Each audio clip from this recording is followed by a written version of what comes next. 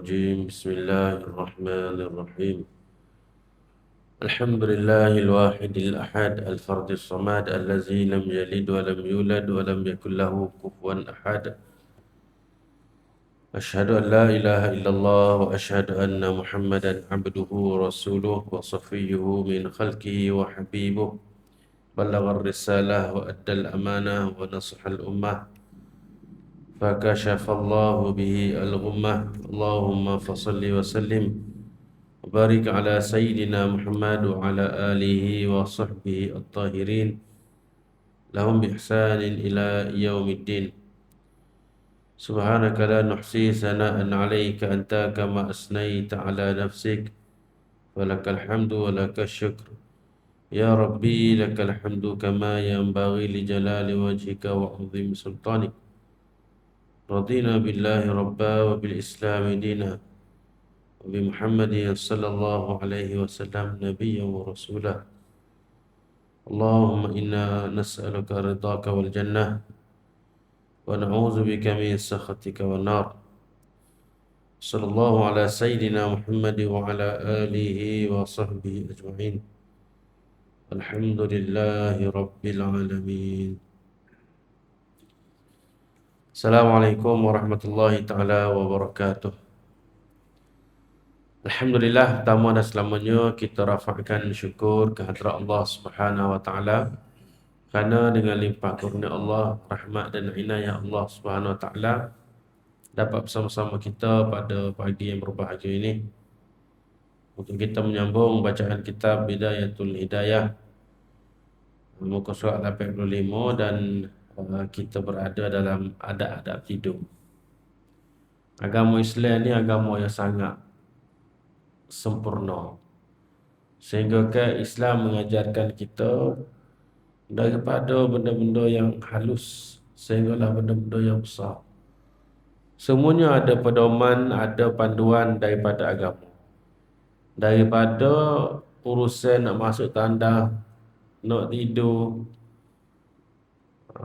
benda-benda kecil, ada adab makan. Yang kita kata kecil itu bukannya tidak berharga. Kecil itu berbanding dengan benda-benda besar yang lain. Sehinggalah siapa satu pekak bagaimana tata cara mengurus negara. Urus rumah tangga, urus masyarakat, urus negara. Bahkan hubungan antara negara sekalipun, itu semua ada pedoman dan juga panduan daripada agama kita.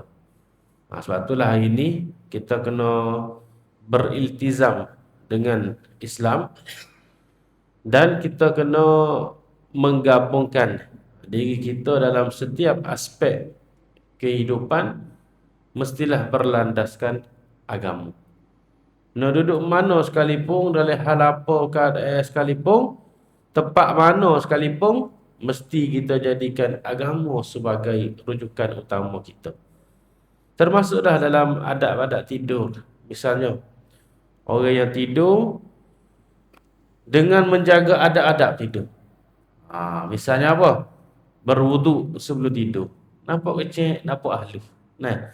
Tapi kata Al-Imam An-Nawawi rahimahullah, orang yang jaga adab tidur, berwuduk sebelum tidur, sekiranya dia bermimpi, maka mimpinya itu lebih dekat dengan ilham.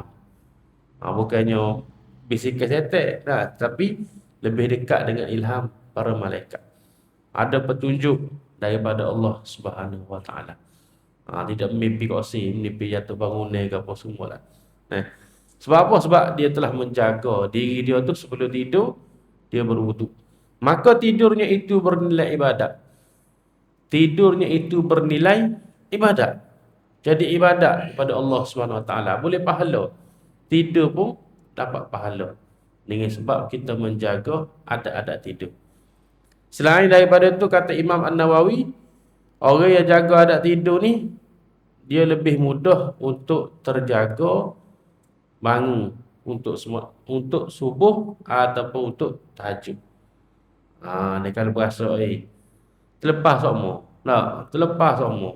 Maka boleh kita mulakan dengan jaga adab-adab tidur. Biar tidur tu dalam keadaan kita mengingati Allah Subhanahu wa taala. Selain pada al-mulk apa semua kita duk baca tu.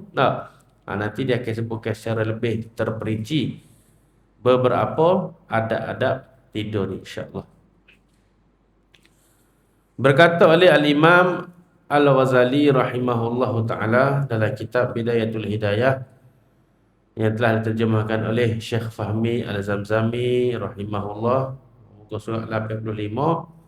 Faqala Syekhul Musannifu rahimahullahu taala wa nafa'na bihi wa bi ulumihi wa bi barakatihi fid dharain. Amin ya rabbal alamin. Dan baca olehmu ketika hendak tidur. Ketika nak tidur baca akan doa. Atau baca akan doa.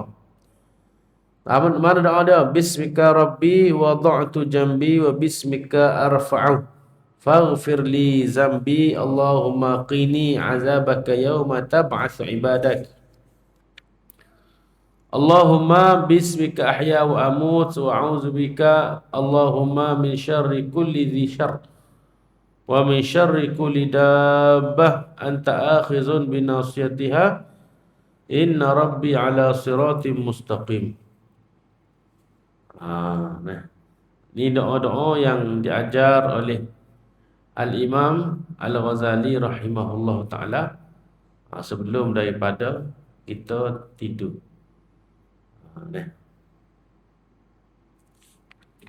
Jadi sebelum bila mana kita berbaring dah, duduk atas katil dah, berbaring, maka doa ni kita baca lah. Dalam hadis riwayat Imam Bukhari dengan lafaz yang lebih kurang. Lebih kurang. Doanya adalah bismika rabbi wa ta'tu jambi wa bismika arfa'u fa in amsakta nafsi farhamha wa in arsaltaha fahfazha bima tahfazu bihi ibadakas salihin. Itu doa-doa yang lebih yang boleh kita baca lah. Kemudian Allahumma antal awwalu falaysa qablaka syai'un wa antal akhiru falaysa ba'daka syai'un wa antal zahiru falaysa fawqaka syai'un wa antal batinu falaysa dunaka syai'un. Terjemah itu boleh tengok sebelah ni. Allahumma anta khalaqta nafsi wa anta tatawaffaha laka mamatuha wa mahyaha in amattaha faghfir laha. Kalau mu mati ke jiwa ni, maka ampunilah. Wa ini yaitaha fahfazha. Sekiranya kamu menghidupkan jiwa ni, fahfazha, maka mu jagalah. Itu dah. Sebelum mati tu, sebelum tidur tu, kita tak tahu. Bangun tu hidup semula ke tak? Maka sebelum kita tidur, baca doa. Maka kalaulah Allah Ta'ala hidup mula kita, fahfazha, maka jagalah ia ya Allah. Bima tahfazu bihi ibadakas salihin. Sebagaimana yang kamu jaga hamba-hambamu yang soleh. Allahumma inni as'aluka al-afwa wal-afiyah. Allahumma aiqidhni fi ahabba sa'ati ilaik. Wasta'milni bi ahabba al-a'mali ilaik. Wasta'malni bi ahabbil a'mal ilaik hatta tuqarribuni ilaika zulfa wa tuba'iduni an sakhatika bu'da. As'aluka fatu'tiyani wastaghfiruka fataghfirali wa ad'uka fastajibali.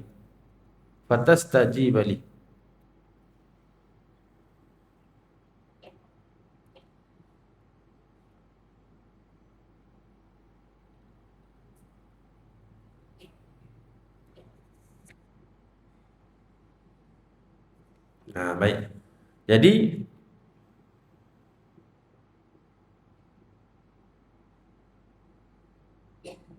jelah. Fatastajibali. Hatta tu atau pada kata hatta. Menasakkan fi'il mudhari'. Baik. Jadi doa ni kita baca sebelum daripada tidur. Baca biasa baca pendek je. Sekali-sekala belum tidur kan, buka kitab. Nah, sekali-sekala. Nak suruh biar ada kita ni beramal dengan ilmu. Nah, ulama kata kita beramal sekali dua kali tu, dikira beramal dengan ilmu lah. Nah, jadi sekali-sekala tu dah sebelum tidur kita ingat, kita pun buka muka surat 85 ni baca. Bismika rabbi wada'tu jam'i wa bismika arfa'u faghfir li zambi Allahumma qini azabaka yawma tab'as ibadak Allahumma bismika ahya wa amut. Kalau ania baca. Wa a'udzu bika Allahumma min syarri kulli dhi syarr wa min syarri kulli dabbah anta akhidhun bi nasiyatiha inna rabbi ala siratim mustaqim. Allahumma antal awwalu falaysa qablaka syai' wa antal akhiru falaysa ba'daka syai' wa antal zahiru falaysa fawqaka syai' wa antal batinu falaysa dunaka syai' Allahumma anta khalaqta nafsi wa anta tatawaffaha laka mamatuha wa mahyaha in amattaha faghfir laha wa in ihyaitaha fahfazha bima tahfazu bihi ibadaka as-salihin Allahumma inni as'aluka al-'afwa wal 'afiyah Allahumma aikidhni fi ahabbi as-sa'ati ilaik wasta'milni bi ahabbil a'mali ilaik hatta tuqarribuni ilaika sulfa wa tuba'idani an sakhatika bu'da as'aluka fatu'tiyani wa astaghfiruka fataghfirli wa ad'uka fatastajibali. Sudah baca tu, setelah itu hendaklah engkau membaca ayat kursi. Lepas pada tu, sunat baca ayat kursi dan amanar rasul sampai ke akhir surah Baqarah. Dan lepas siap habis baca ayat kursi, baca amanar rasul sampai habis surah Baqarah. Dia fadilah besar tu, fadilah yang sangat besar, sebagaimana al-Imam Bukhari rahimahullah ta'ala riwayatkan satu hadis kelebihan membaca ayat amanar rasul. Amanar rasul sampai akhir Baqarah. Kata Nabi SAW, man qara'al ayataini min akhir suratil Baqarah fi lailatin kafatahu. Siapa-siapa yang membaca dua ayat akhir daripada surah Baqarah pada satu malam, kafatahu, maka memadailah dua ayat itu untuknya. Padai tu. Apa makna padai tu? Para ahli ulama mentafsirkan makna memadai, padai dah, cukup dah. Maknanya memadai daripada kejahatan syaitan. Ini terjaga daripada kejahatan syaitan. Lagi pula memadai dari musibah dan memadai sebagai pengganti qiyamul lail. Tu dah. Maknanya sangat besar. Walaupun kita baca pendek, tapi fadilat dia sangat besar. Jaga daripada syaitan, jaga daripada musibah dan memadai sebagai pengganti qiyamul lail. Kalau-kalau tak sedar. Jangan pula pakai tak bangun dah. Sekala bangun, tapi lepas baca amanar rasul ni tak bangun dah. Kalau-kalau tak sedar, tak memadai dah dua ayat tadi sebagai nak pengganti qiyamul lail, menghidupkan malam. Cukuplah dengan dua ayat tadi. Dia boleh pakai amal ni. Amalan rekah je. Tak, tapi fadilat besar. Itu kelebihan kita mengaji dengan ulama. Kita ambil amalan-amalan mereka. Kalau kita nak buat diri, tak ada. Kita tak ada jumpa fadilat-fadilat tu. Pakai baca 30 juzuk letih ke diri. Memang molek. Tapi kan, nak boleh kau buat tu. Ada kau buat dia habis 30 juzuk semalam.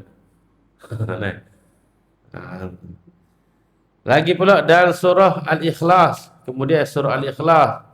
Dan surah Qul a'udzu birabbil falaq. Dan surah Qul a'udzu birabbin nas. 3 kul. Tiga kul ni ada hadis khusus tak? Yang mana tiga kul ni orang yang baca kul huwallah, dia baca kul huwallah 3 kali memadai seperti membaca 30 juzuk. Itu kelebihan dia. Satu ni tiga kul ni. Kul huwallah, kul a'udzu birabbil falaq, kul a'udzu birabbin nas. Dia ada apa panggil adab dia juga cara sebelum tidur tu Ini kalau boleh kita ajar anak-anak kita masya-Allah. Anak sekolah rendah boleh tu. Dia ingat dah. Dia ingat. Lagu mana? Kita baca kul huwallah, kemudian kul a'udzu birabbil falaq, kul a'udzu birabbin nas. Kemudian siap kita baca tu, kita baca 3 kali. Kul huwallah 3 kali, kul a'udzu birabbil falaq 3 kali, kul a'udzu bin nas 3 kali. Baik, cara dia kita baca dulu 3 kul ni, lepas tu kita hembus ke tangan kita. Kita buat isyarat lah. Tak payah ada air liur ke apa lah. Pada dengan isyarat. Sembuh. Kita tiup, kemudian kita sapu ke seluruh badan. Ke seluruh badan kita ni tidak termasuk kemaluan lah. Sapu seluruh badan. Kemudian baca pula kul huwallah, kul a'udzu bil falaq, kul a'udzu bin nas. Hembus pula kali kedua, sapu ke seluruh badan. Kita niat kata moga kita ni terjaga daripada bisikan-bisikan setan. Begitu juga kali ketiga, nak kita buat isyarat hembus, kemudian kita sapu ke seluruh badan. Tu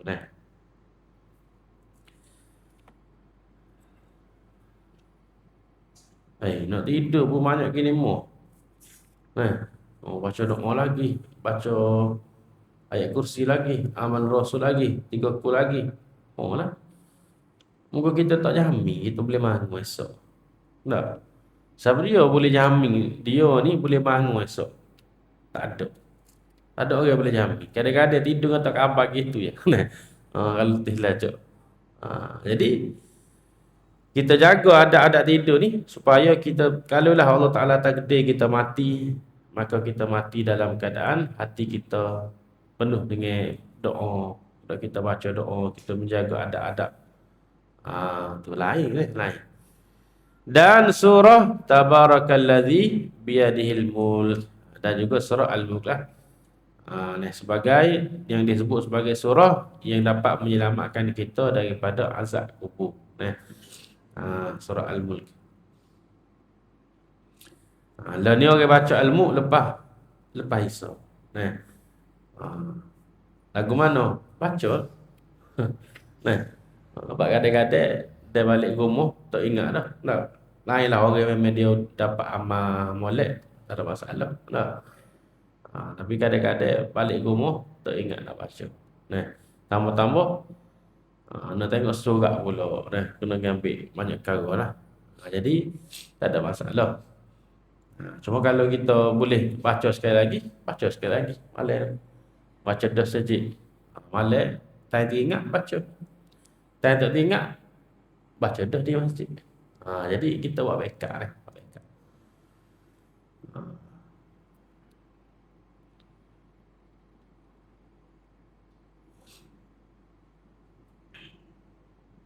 hamba sendiri pun tak. Kita baca sebelum tidur. Anak 4 tahun tu tak ingat lagi dia. Tapi boleh sambung akhir-akhir tu. Kita baca Tabarakalladzi biyadihil mulku wa ala kulli syai'in qadir. Dia pun tak apalah, biar dia best. Lama-lama dia ingat, dia besar sikit lagi. Dia boleh hafal, dia boleh ingat. Begitulah. Kalau boleh kita ngapal ni surah-surah. Letih nak ngapal. Kalau malas ngapal, baca banyak. Supaya kita baca Fatihah. Fatihah kita tak ngapal, tapi sebab kita dah ulai, ingat dengan gitu.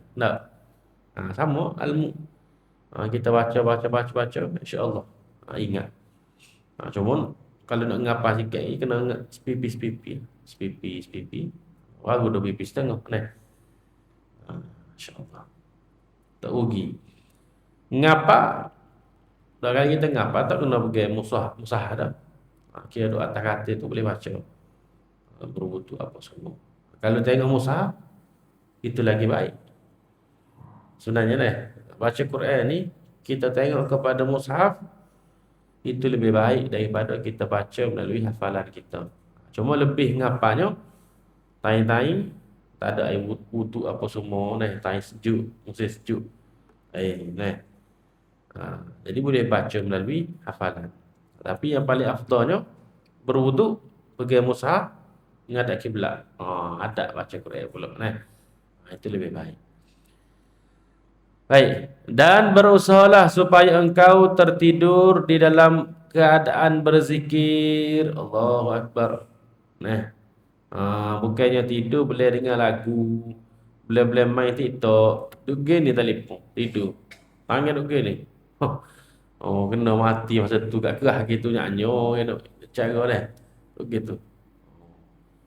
Telefon hidup lagi. Tu mati dah. Hidup. Gerak diri telefon. Bangun pagi mampu telefon, habis bateri. Nah. Bukan setakat tu tidur dengan telefon tidur jadi sebaiknya kita jaga adab-adab dia. Nak main pagi esok boleh, pagi esok sampai esok. Belum tidur tu kita jaga molek. Ni adab-adab dia ni. Benda-benda kecil ginilah yang akan membentuk kepribadian kita sebenarnya daripada benda-benda kecil. Tapi dia memberi kesan yang signifikan, yang besar kepada hidup kita. Dan dalam keadaan suci, begitu juga usahakan supaya tidur dalam keadaan suci. Selain daripada kita usaha tidur dalam keadaan mengingati Allah, usahakan juga supaya tidur dalam keadaan suci. Jadi berwuduk. Maka sesiapa yang mengerjakan yang demikian itu, nescaya naik rohnya ke atas arash dan akan ditulis seperti orang yang sembahyang sampai masa ia bangun daripada tidur itu. Itu mahal. Kita ambil air semaya, kemudian tidur boleh berzikir. Maka sepanjang kita tidur tu, Allah Ta'ala suruh malaikat tulis supaya ganjaran dia tengah semaya. Kalau kita tidur 5 jam, 5 jam lah seumpama ganjaran kita semaya tu. Nak semaya 5 jam tak ada. Terawih sejam lebih pun nyata dah. Arti dah, tak agak dah.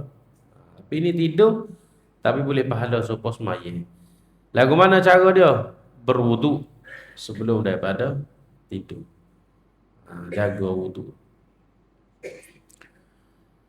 Apabila engkau bangun daripada tidur, maka kerjakanlah seperti apa yang telah disebutkan sebelum ini. Bangun daripada tidur, buat seperti mana yang telah disebutkan di awal-awal kita Ada bangun daripada tidur. Dan kekali olehmu mengikuti tertib amalan yang telah disebutkan ini sehingga sampai ke akhir hayatmu. Jaga molek istiqamah sehinggalah sampai ke akhir hayat, sampai mati. Masya-Allah. Dan apabila engkau merasa payah untuk mengekali tertib amalan-amalan ini, kalau rasa payah, maka lagu mana?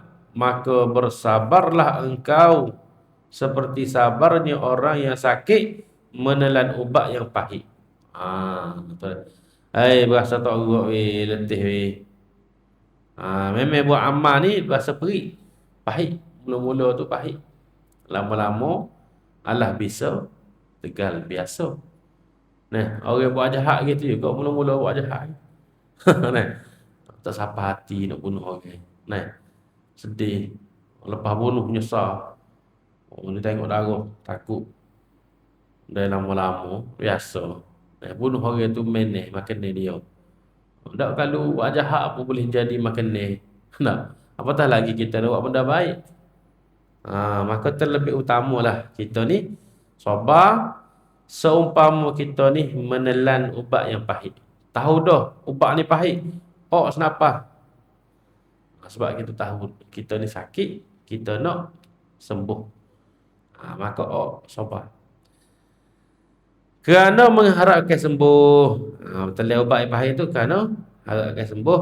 Dan renungkanlah betapa pendeknya umurmu, walaupun engkau terpaksa hidup dalam keadaan susah selama 100 tahun, maka itu adalah masa yang singkat bila dibanding dengan kehidupanmu yang kekal abadi di negeri akhirat kelak.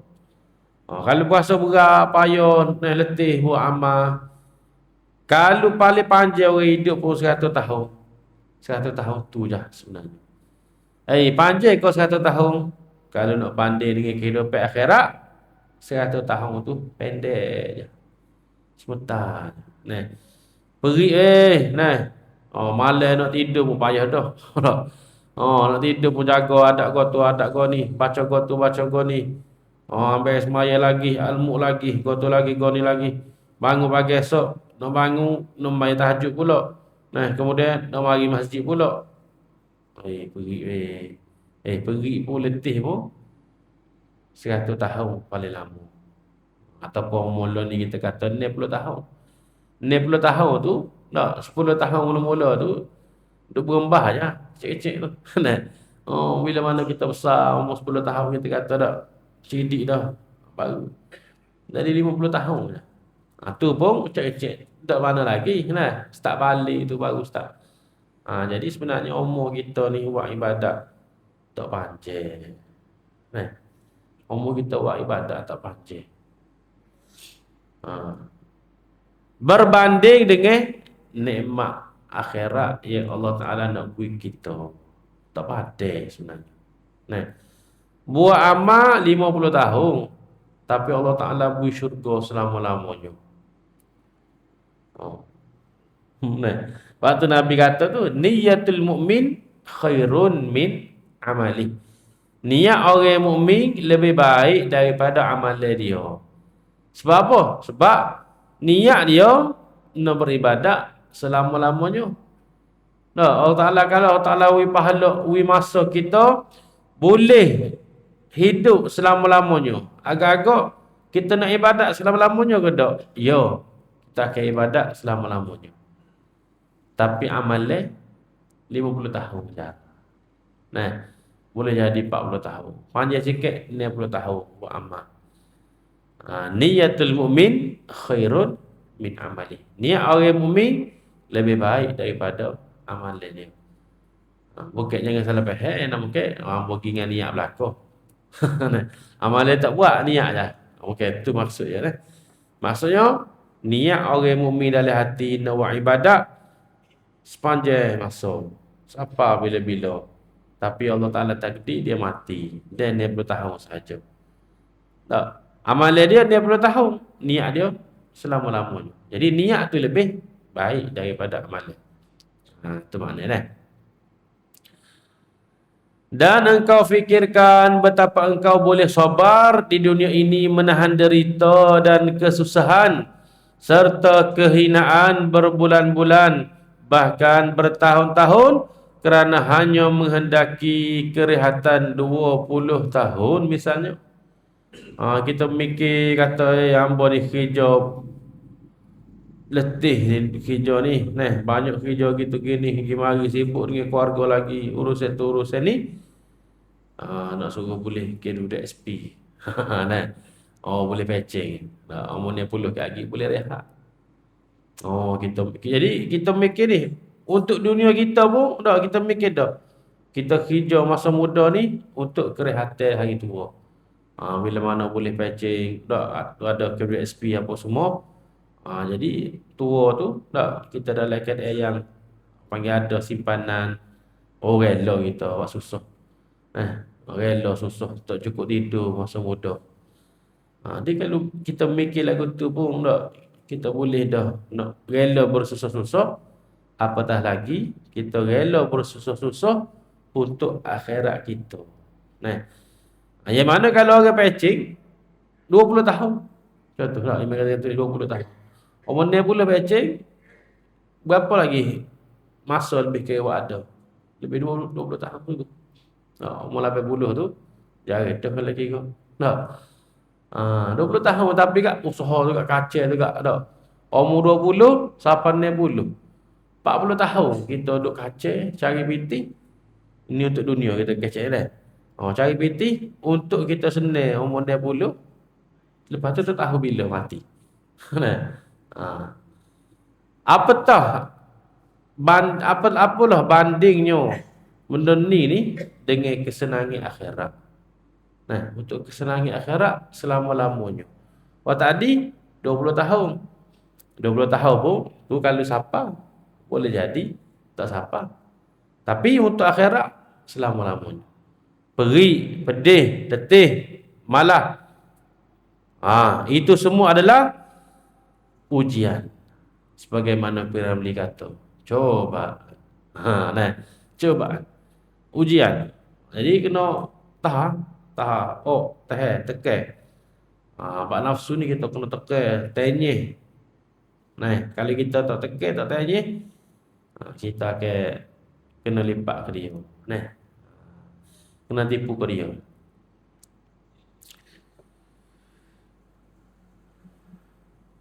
Maka betapa engkau tidak sabar menahan sedikit kesusahan yang akan menghasilkan kebahagiaan yang abadi, yang tiada ada kesudahannya itu. Masya Allah. Imam Al-Ghazali dia menjadi, kita kata lah ni kat dekan Madrasah Nizamiyah di Baghdad. Pada masa tu institusi keilmuan yang paling tinggi dalam dunia Islam. Dalam dunia dah masa tu Imam Ghazali ni dia jadi kira kita kata kat ulama yang bertaraf dunia lah. Sebab dia pegang situ pula. Bahasa lainnya kita kata Imam Ghazali ni dia ni jadi ketua kepada ulama-ulama di seluruh dunia. Sebab kedudukan institusi madrasah Nizamiyah dia tu sangat-sangat tinggi lah. Tapi bila mana duduk jadi ketua, tapi dia mari berasa ni tak. Bisikan setan. Mari kodo, mari kau tu, mari kau ni. Kadang-kadang mari rasa hubbul jah, cintakan kemegahan. Mari terlintas. Jadi Imam Ghazali pun pernah sebut, kunna natlubul ilma li ghairillah fa aba an yakuna illa lillah. Imam Ghazali kata, dulu kami pernah menuntut ilmu kerana selain daripada Allah. Dia tengok tutup guru dia. Tutup guru dulu kaya. Gaji mahal. Gaji cikgu ni mahal. Ada orang buat kajian, kalau nisbah dengan kehidupan lah ni 10,000 ke atas. Nisbah kehidupan kita lah ni. Maknanya senang lah. Jadi guru. Jadi anak murid ni dia tengok, senang jadi cikgu ni. Nak gaji sungguh, biar gaji besar juga. Jadi mari telitah perasaan-perasaan yang tak molek. Fa'aba an yakuna, maka ilmu ni tak semari. Fa'aba, enggak. Ilmu tak lekat.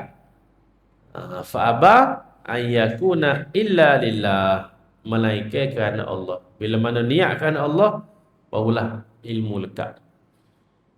Jadi Imam Ghazali daripada jadi dekan besar ni, kita kata profesor besar di Nizamiyah tu, dia letak jawatan, dia lari, bermusafir, meninggalkan jawatan dia.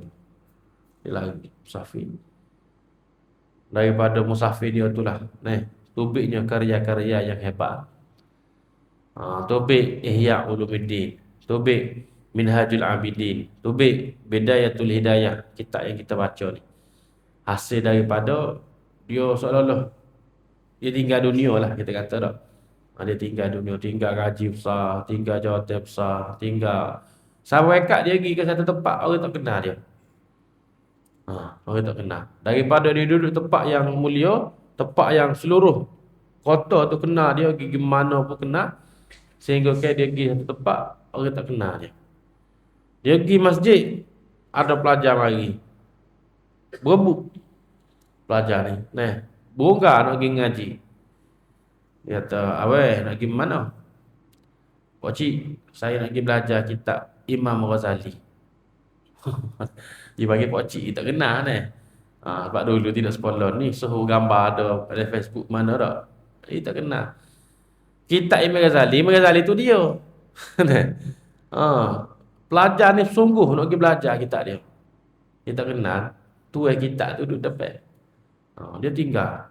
Apa tak? Dia tolak habis kesenangan syuhrah, kemasyhuran, kemegahan. Soho orang kenal, bisa orang sanjung, dia tinggal. Dia cari agama, dia cari semata-mata redha Allah Subhanahu Wa Taala. Ikhlas, ikhlas. Ni bagian mahal ni. Sebab tu bila mana ikhlas, maka amal dia diterima Allah. Mana bukti amal diterima? Kitab dia orang baca. Imam Ghazali wafat 505 Hijrah. Wafat. Tapi tengok kehidupan dia.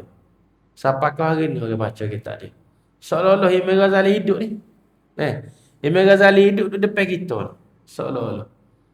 Jadi walaupun umur dia wafat, dari sudut zahirnya telah wafat, jasadnya wafat, tapi ilmunya bersambung. 505, lalu ni 1447. Kat dengan 1000 tahun dah. Dah hampir-hampir 1000 tahun. Dia tak tahu ni. Sampai bila ni? Kiamat bila? Boleh jadi lebih lagi. Tak orang duk baca. Begitulah. Kita ni nak sambung nyawa kita dengan kita buat amal yang jariah. Amal yang mengalir. Walaupun kita telah wafat, kita mati, tapi amal itu akan berterusan. Itu banyak pahala dia. Nak lawan kan kita. Para alim ulama ni belum lagi nabi, rasul, sahabat. Sahabat lebih lagi daripada ulama. Nabi lebih lagi daripada sahabat. Maka kita kena ta'zimkan mereka, besarkan mereka dalam hati kita. Bila mana sebut nama ulama, masya-Allah. Moga-moga kita dapat doa mereka, dapat berteduh di bawah teduhan ilmu mereka. Tu.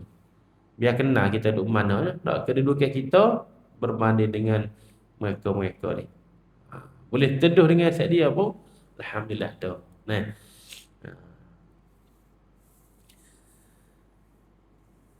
Habis. Dan janganlah engkau panjangkan angan-anganmu. Jangan panjang angan. Kalau gitu, kita ni tak boleh bercita-cita besar ke? Tak. Jangan salah faham. Kalau kita baca kitab tasawuf, kita akan jumpa istilah tulul amal. Panjang angan-angan. Kalau kita salah faham, kita kata kalau gitu, tak boleh lah kita nak bangkitkan negara, nak jadikan negara kita ni terkemuka dari sudut keilmuan, dari sudut ketenteraan, kemajuan. Ni, kita rancang plan negara 30 tahun. Plan transformasi negara 30 tahun. Contoh dah. Tak boleh. Haram ni panjang angan-angan. Jangan salah faham. Okey. Panjang angan-angan yang dilarang adalah bila mana kita berangan-angan sehingga kita menundakan amal. Maksudnya panjang angan-angan yang dilarang ni kita tinggalkan beramal akhirat kerana kita berasa umur kita panjang lagi.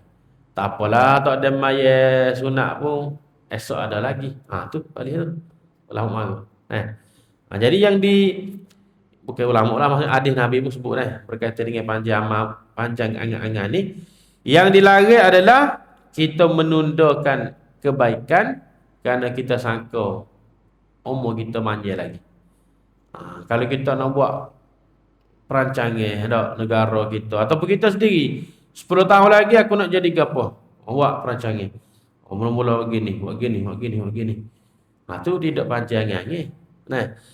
Maksud panjang angan kita menunda ibadat kerana kita berasa umur kita ni panjang. Tu yang dilarang faham mula ni, takut salah. Orang salah faham. Buat bicara. Kalau ke mana masjid kita 10 tahun akan datang ni, kita nak lagu mana? Jangan. mikir esok mati dah. Nah. Sayyidina Umar sebut wa'mal lidunyaka ka'annaka ta'ishu abadan. Beramallah untuk dunia kamu seumpama kamu akan hidup selama-lama. Perancangan dunia, cari PT apa semua ni kita buat ni seolah-olah kita akan hidup selama-lamanya. Kita usaha, kita anggap kita ni hidup selama-lamanya. Itu kata Sayyidina Umar ni. Wa'mal li akhiratika, dan beramalah kamu untuk akhirat kamu ka'annaka tamutu ghadan. Seumpama kamu akan mati esok. Esok dah mati. Kena kacau sungguh dunia akhirat tu. Nak kena kacau sungguh buat amal tu. Sebab esok dah nak mati. Ni adalah menunjukkan adanya unsur tawazun, keseimbangan antara dunia dan akhirat. Dan bila mana kita berhadapan dengan dunia akhirat ni, walaupun kita kata no seimbang, tapi dari sudut amalannya kita lebih ke akhirat sikit. Lebih ke akhirat. Maka dia kata, dan janganlah engkau panjangkan amal angan-anganmu. Nanti engkau akan merasa malas daripada berbuat ibadat. Jadi dah. Umur panjang lagi ni, esok dah lagi. Nampak? Bangun dah malam ni, pukul 4 pagi, sedar dah. Ngatuk lah hari ni, berasa letih. Esok, tahajud esok. Tu jalan tu. Waktu ada larai tu, panjang, angat-angat. Siapa boleh jamin kita boleh bangun esok? Boleh jadi esok tak bangun. Kapan-kapan, terlepas subuh. Yang kedua, siapa boleh jamin kita akan hidup lagi esok? Bahkan hendaklah engkau fikirkan bahawa kematianmu itu sangat dekat sekali kepadamu. Kematian itu sangat dekat gitu. Dan katakanlah di dalam hatimu, bersabarlah engkau. Sabar wayati. Engkau hari ini mungkin engkau akan mati pada malam nanti. Tengok, hari ini ni tak ada esok, malam ni mati. Ayat mati. Ini nak buat ibadat ni sebagai motivasi kita dalam melakukan ibadat. Kita titipkan dalam hati kita, sabar, malaikat hari mati dah. Senapa. Dan bersabarlah malam ini, malam pula. Bila mana malam? Sabar malam ni. Mungkin engkau akan mati pada besok pagi. Kerana mati tidak datang pada masa yang tertentu dan dalam keadaan yang tertentu, ataupun pada umur yang tertentu. Fa iza jaa ajaluhum la yastakhiruna sa'atan wa la yastaqdimun. Sampai ajal, maka tidak dilewatkan walaupun satu detik dan tidak diawalkan. Kematian pasti akan datang, oleh itu bersiap-siap untuk menghadapinya adalah satu kepastian pula. Dan bersiap-siap untuk menghadapinya adalah lebih utama daripada bersiap-siap untuk mendapatkan kebahagiaan dunia. Kita cari dunia ni habitat dah. Ngaji molek awal. Biar boleh keputusan tinggi, biar masuk universiti, kerja sedap. Ajar anak lagu tu. Biar boleh kerja sedap. Jadi anak pun mengaji tu sebab anak kerja. Boleh kerja sedap tak salah. Niat mengaji, nak kerja sedap tu tak salah. Dia minta kerja sedap, minta tak ada masalah. Tapi niat nak ngaji tu semata-mata nak habuai dunia. Tu salah. Salah faham pula. Salah faham kat duduk belakang semua kita jadi. Tu.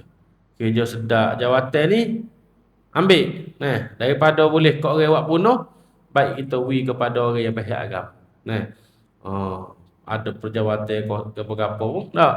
Orang yang pihak agama, orang yang reti jaga hukum agama ni, itu lebih berhak, lebih patut untuk jaga.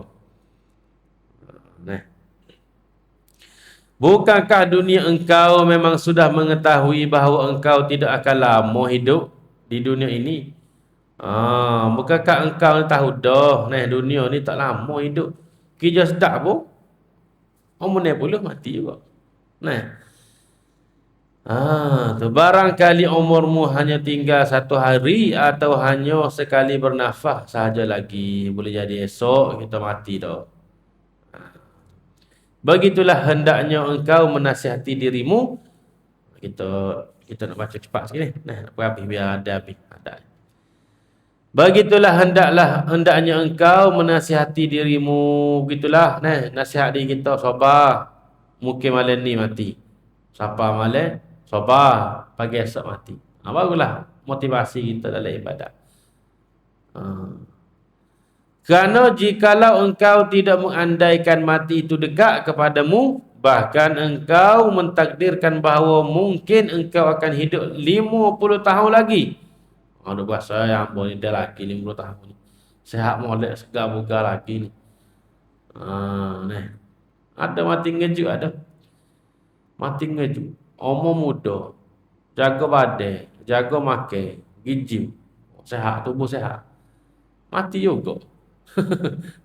Kalau ikut ilmu doktor, apa sebab kematian dia? Heart attack. Ngelakal dia serangan jantung. Jolor dah tu, mati dah tu. Allah Ta'ala tarik nyawa dah tu. Ada maksud lebih kita tu. Umur muda, umur 30. Tubuh sihat. Kalau kita kira orang panggil adat lah. Secara adat, mungkin lama lagi hidup ni. Tak jaga makan. Meminum mani-mani pun dia tak makan mani. Sihat molek. Tapi ngejut. Siapa umur je lah. Sampai tu. Jadi kalaulah kita bayar kita ni lama lagi ni 50 tahun lagi hidup, kemudian lalu engkau mahu menyuruh dirimu berbuat taat, sudah pasti dirimu tidak akan patuh kepadamu.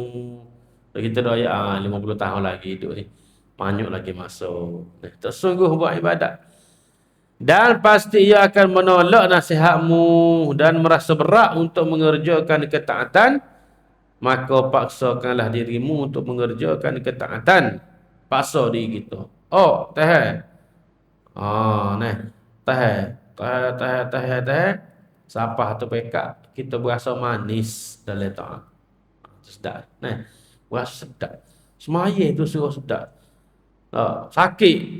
Sakit kaki, tak lagi sejik. Gelisah jiwa. Sekala duk pergi sejik sama dah. Kena gelecoh sikit, tak boleh jalan lagi sejik. Gelisah hati. Tu comel tu. Tanda hati kita ni sudah manis dalam merasakan ketaatan.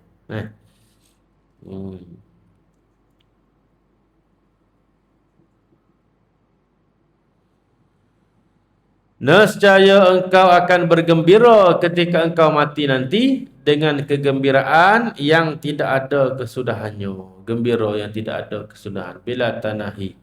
Tetapi jika engkau suka menangguh-nangguhkan ketaatan, tangguh taat, dan tidak mengambil berat dalam masalah ini, pasti engkau akan menyesal kerana kematian akan datang menemuimu pada masa yang tidak disangka-sangka. Maka pada ketika itu engkau pasti akan menyesal dengan penyesalan yang tiada ada kesudahan. Dan hendaklah engkau selalu mengingati satu pepatah Arab, wa 'inda sabahi yuhmadul qaumus sura. Artinya, dan di waktu pagi akan dipuji kumpulan yang telah berjaya berjalan pada malamnya. Itu pepatah Arab ni. Bila mana tiba waktu pagi, orang-orang buat kerja malam tu dipuji kerana kejayaan mereka. Kalau malam tu dia tahu kerja, bangun pagi tak ada progres, tak ada kejayaan apa-apa. Sama juga di dunia kita usahalah selama mana kita masih lagi ada hayat di kandung badan. Selama mana kita hidup ni usahalah. Usaha.